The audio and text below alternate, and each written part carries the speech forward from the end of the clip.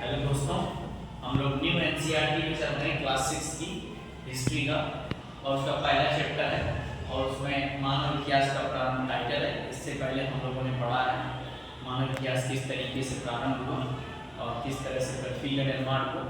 उसी क्रम में फर्स्ट चैप्टर में इस वाले टाइटल को आज हम लोग पढ़ते हैं और देखते हैं क्या है, समझते हैं, सीखते हैं।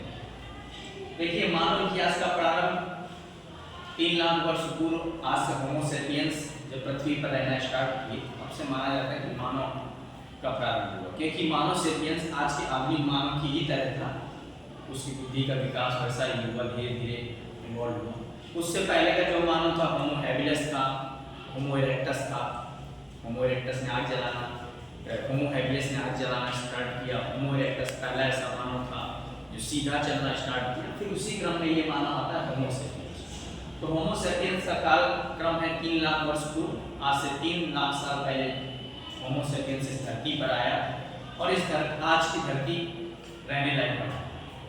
तो उसमें होमो सेपियंस पहले स्टार्टिंग में शुरू में जंगलों में, नदियों के किनारे रहते थे और चट्टानों की गुफाओं में बनाकर रहते थे। आग का आविष्कार होमो हैबिलिस ने कर ही लिया था। वो अपनी गुफा के आगे आग जलाकर अपने जो वन्य जीव हैं उनसे सुरक्षा करता था और अपना जो जीवन यापन पशुओं को मारकर कंद मूल फल जंगलों में खाकर ये शुरू करता था। इसी तरह उनका चलता रहा। तो हम उससे संबंधित 2 शब्द सीखते हैं जो कि आपके एनसीईआरटी में दिया गया है, एक खाद्य संग्राहक और एक खाद्य आखेटक। ठीक, तो पहले समझते हैं खाद्य आखेटक। खाद्य आखेटक का मतलब था जब होमो सेपियंस अपनी भूख मिटाने के लिए जानवरों को मारता था, लेकिन वो अपनी भूख मिटाने के लिए डेली जानवरों का शिकार करना पड़ता था उसको। यानी कि जब भी उसे भूख लगती थी तब भी उसको शिकार करके ही उसको भोजन मिलता था। तो इसमें मानव क्या था कि दिन प्रतिदिन दूर दूर जंगलों में भटकता रहता था और खाने को प्रिजर्व नहीं कर पाता था, यानी कि अगले दिन के लिए खाना अपना रख सके, इस तरह की एक्टिविटी नहीं करता था। तो इसीलिए इसको बोला जाता है खाद्य आखेटक। यानी कि जब मानव को भूख लगे तब वो जंगली जानवरों या पशु पक्षियों को मार कर ही खाता था। अब तो पूरा पाषाण और मध्य पाषाण, यानी कि मध्य पाषाण काल तक मानव खाद्य आखेटक बना रहा।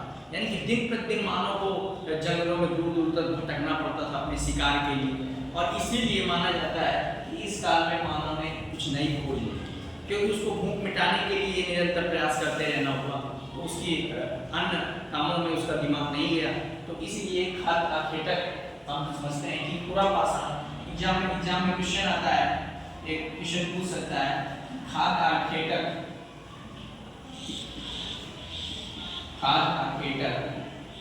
किस काल तक रहा माना? ये एनसीईआरटी का सवाल है, आता है। तो आंसर आप देंगे कि पूरा पाषाण का और मध्य पाषाण तक का मानव खाद्य आखेटक बना।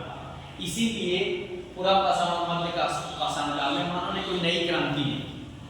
अब धीरे धीरे मानव खाद्य संग्राहक बनता है। खाद्य संग्राहक का मतलब है कि मानव अपनी भूख मिटाने के लिए पशु पक्षियों को मारता तो था, लेकिन उस मांस को अपने शाम के भोजन के लिए, सुबह के भोजन के लिए रख लेता था। इससे क्या हुआ कि मानव को कुछ टाइम अपने लिए मिला, सोचने समझने के लिए मिला, क्योंकि उसे डेली भूख मिटाने के लिए जानवरों का शिकार नहीं करना पड़ता था। तो यानी कि भोजन को संग्रह कर लेता था और फिर उससे वो हफ्तों या कह सकते हो महीनों तक खाना खा सकता था, 2 दिन 3 दिन। इससे क्या हुआ कि मानव को अपने बुद्धि के विकास के लिए, कुछ अन्य कामों के लिए टाइम मिला।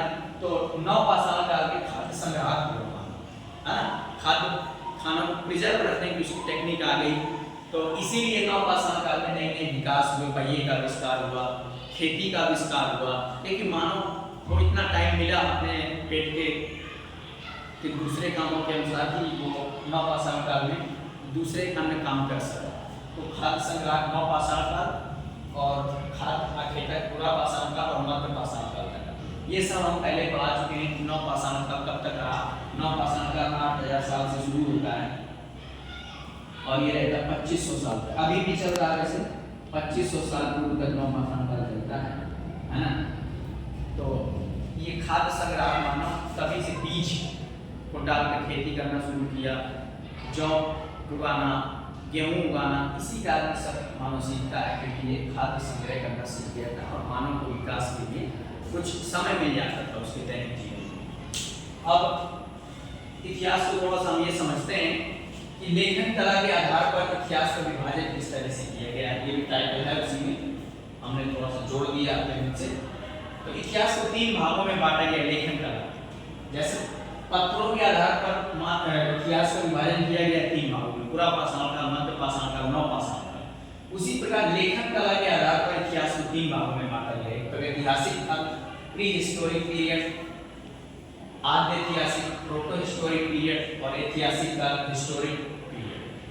तो प्रागैतिहासिक काल में मुख्यतः क्या होता था कि मानव ने किसी प्रकार के लेखन का विकास नहीं किया था। वो संकेतों के माध्यम से अपनी बात को एक दूसरे से रखते थे और इस काल में मुख्यतः जो मानव हुआ वो पूरा पाषाण काल, मध्य पाषाण काल और नव पाषाण काल का मानव हुआ। यानी कि मुख्यतः कह सकते हैं कि प्रागैतिहासिक काल का जो मानव था वो पाषाण काल का मानव था, पाषाण काल का मानव था। इसके बाद आद्य ऐतिहासिक का अर्थ है कि लेखन कला का विकास तो हुआ, लेखन कला का विकास हुआ, परंतु पढ़ा नहीं जा सकता।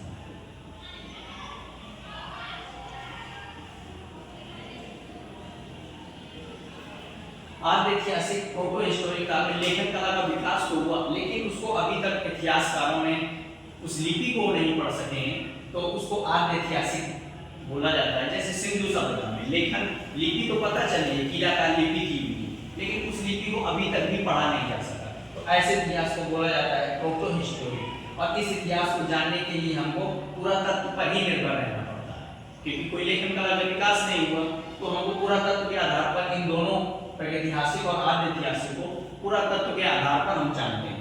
आगे है ऐतिहासिक काल।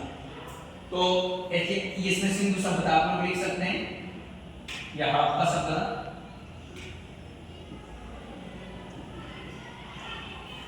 और ऐतिहासिक काल में वैदिक साहित्य आ जाता है, यानी कि जब लेखन कला का विकास हो गया, लिपि का विकास हो गया और आज आधुनिक समय में इतिहासकार उसे पढ़ सकते हैं, तो ऐसे काल को ऐतिहासिक काल कहते हैं। लेखन प्लस लिपि को पढ़ा जा सकता है।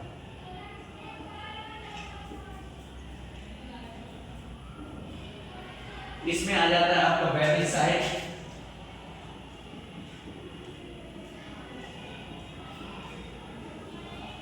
वैदिक साहित्य का मतलब वेद, पुराण, महाकाव्य, वेदांत, इस तरह की चीजें आती हैं। तो एक बार फिर से हम सीखते हैं, रिवीजन कर लेते हैं। प्रागैतिहासिक काल ऐसा समय जब लेखन कला का विकास ही नहीं हुआ था, मनुष्य संकेतों के माध्यम से एक दूसरे से बातचीत करते थे और उनकी हिस्ट्री हमें पुरातत्व के आधार पर भी पता चलती है। और इसमें पाषाण काल मुख्य रूप से आता है, तीनों पाषाण काल आप कह सकते हैं, पूरा पाषाण काल, मध्य पाषाण काल, नव पाषाण काल। आद्य ऐतिहासिक ऐसा समय जब लेखन कला का विकास हो गया, लेकिन उसकी लिपि को पढ़ा नहीं जा सकता। जैसे सिंधु सभ्यता की कीलाकार लिपि, कीलाकार लिख सकते हैं, इसकी लिपि को आज तक पढ़ा नहीं जा सकता है ना, इसलिए इसको आद्य ऐतिहासिक। हमको इसका इतिहास जानने के लिए, सिंधु सभ्यता के इतिहास जानने के लिए या मिस्र की सभ्यता के इतिहास जानने के लिए हमको पुरातत्व पर निर्भर रहना पड़ता है। इसके बाद आता है ऐतिहासिक का ऐसा काल जब लेखन कला का विकास पूरी तरह से अच्छे से हो गया, लिपि भी आज के समय में जो इतिहासकार है वो पढ़ सकते हैं। तो उस काल के समाज, अर्थव्यवस्था, राजनीतिक व्यवस्था के बारे में हमको जानकारी मिलती है कि वैदिक साहित्य में ऋग्वेद, अथर्ववेद, ये सब प्रकार के मिलते हैं हमको कि वैदिक साहित्य में लोगों का किस तरह से जीवन यापन करते थे, तो वो होता है ऐतिहासिक काल।